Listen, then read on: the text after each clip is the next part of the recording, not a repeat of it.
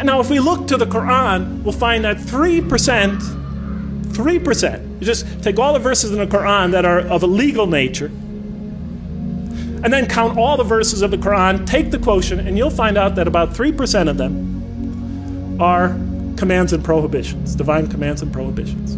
97% of the Quran teaches ethics, the relationship between God and man, the purpose of life, morality, other truths as well. The history of nations in the past teaches us how to be self-critical, the extreme importance of using reason and faith, teaches many, many major themes. You know what I was taught when I became a convert? Rules, rules, rules.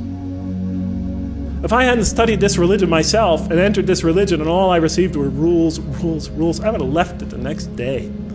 Thank God I read the Quran first.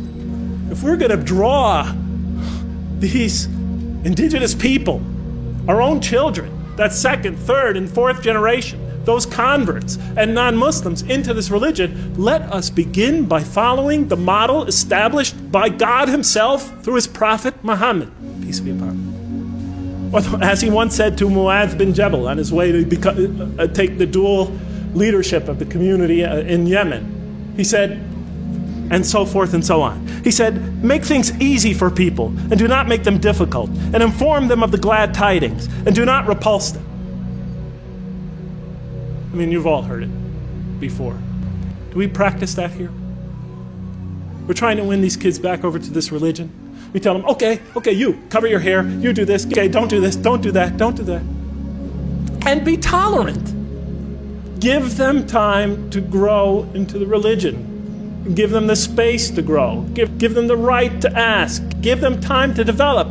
The Quran gave them 13 years in Mecca and then slowly but surely brought them along after that.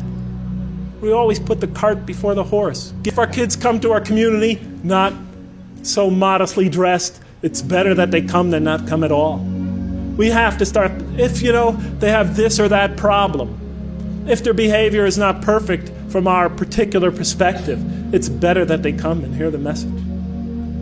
It's better that they work out for themselves what it is to be a Muslim in America.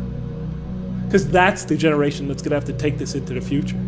It's better for them to be among us than not to be among us. If the Prophet and his companions adopted our approach, there'd probably be no Muslims today.